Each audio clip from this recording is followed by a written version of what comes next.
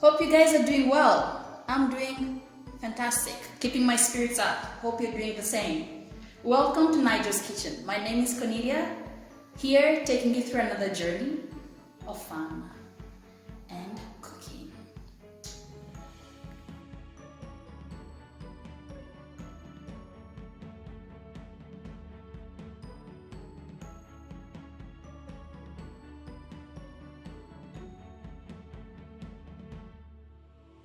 It's early in the morning, guys, don't mind my voice. So this special recipe is across Africa.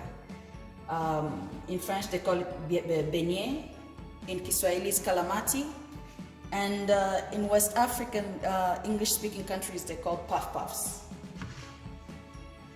So to make puff puffs, I measure for 5 people, which will be about 25 to 30 little roundlets of puff puffs. 4 cups.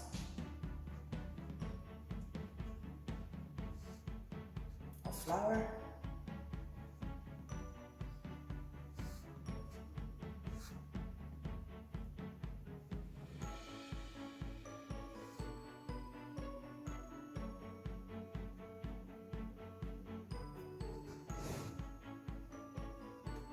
One cup of sugar.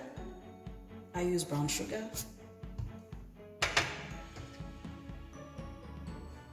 Half teaspoon of salt. This is dry yeast, so you measure 8 grams of it. So what I do is I put, for 4 cups of flour, 400 ml of warm water. Not hot, please. Warm water. I put my about 8 grams of yeast, dry yeast.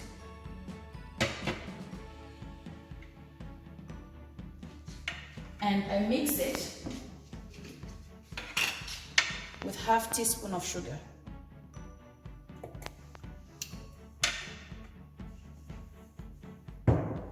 And of course this is an extra, but I use a lemon flavor. You can use vanilla if you want. And just kind of 1 drop or 2, but usually I prefer about 1, yeah, of vanilla essence, or in this case lemon. These are your wet ingredients, so just dry yeast and half teaspoon of sugar. Mix it and let it sit for like 2 to 3 minutes, as you can see. So I'll let it sit for 2 to 3 minutes while I continue with my dry ingredients. So I already have flour, I have sugar, 1 cup, and then I have half teaspoon of salt. So now I'm going to add, this is not a must, you know, it just depends on somebody's taste. I like to add a little bit of nutmeg, just a little. A pinch of nutmeg, basically, if you can call it. So mix your dry ingredients together.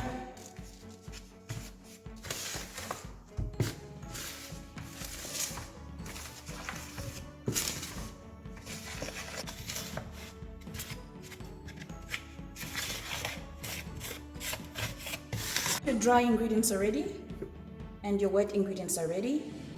Make sure you thoroughly mix the dry ingredients. Put a little hole in the middle, hole looking design in the middle, and then pour your wet ingredient right in the middle, all of it.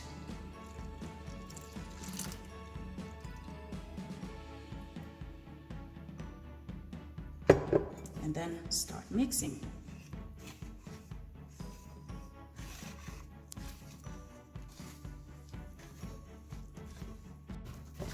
So your mixture should look something like this.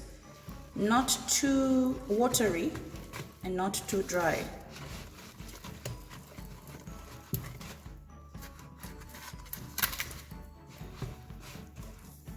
I think in Botswana, or if I'm not mistaken, in Southern Africa, they call it mangwenya or something like that.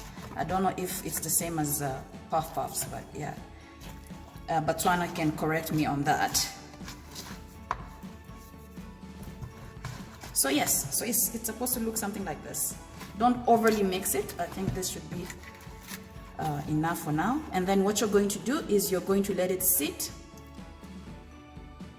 You're going to let it sit for an hour to 3 hours maximum. Usually I just do it an hour because I don't have the patience. But yeah. So I use my kitchen paper towels to cover it. I'm going to cover it with a kitchen paper towel for 1 hour, and after an hour I'll see you. So after an hour, these are the results I get. It's supposed to look like this, or something familiar. It has doubled in quantity. So to get the round, beautiful shape, first you need to soak your hand in this bowl of water. You take your dough, and to get those round, beautiful shape, you need to do this.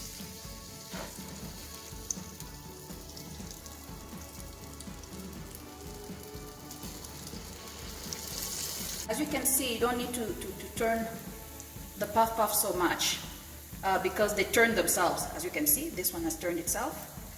So from time to time you can just turn them the other side, but usually they just do it for themselves. That's what I like about puffs, actually. They do the job themselves. They don't have time for you to be turning them around. Just kidding. So as you can see, the puff are almost ready. They're starting to change color to a golden brown. Some are ready.